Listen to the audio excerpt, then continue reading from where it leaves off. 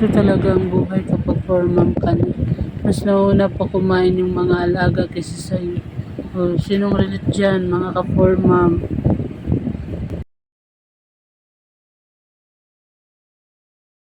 Hi mga Kasuki Loves! Kumusta po? For today's yaw-yaw, please subscribe our YouTube channel and hit the notification bell para ma-update kayo sa aming susunod na videos. Grabe, ang mahal na ng mga bilihin ngayon. Ito lang yung nabili kahapon. Worth of 13k, ang liit na lang. Ang mahal na ng mga expenses sa tindahan. Last start ako kumprada mga kasari. Kinatay na ni kumprada kahapon nato ni Plastar. Bago i-Plastar, i-double check sa ang mga resibo. Kung sakto bagyod na bagyod sa karton ang mga kinumpra. Kay lisod na makulangan. Aray ginan siya piso dos niya di pagid masulod sa karton. Lugi na.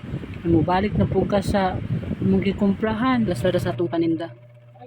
Para na napuyutang uno ng mga customer. Itong silingan nga gahin bayad. Ano naman gininganan? Wala naman tawag ginan siya ni piso-piso. Dos. Niutangon pag ginuga kayo mo bayad. Makita pa tag-away pag mo bayad. Payot na. Ika na lang perminti mag-addressan. Ang kahagoy na to, din na lang pintahon. Mahal na kayo ang pamaliton. Mangumpra ka. Tako na kayo expenses. Samahan ni karon ako i-Plastar pila na expenses ano. Gamay ra kayo siya pero mahal na kayo. Rin to sa nagpapasaya sa ating puso ang buy 9 get 1 free. So diba? Makakapi na tanig libre.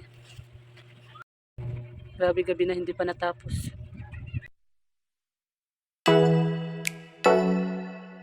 Oh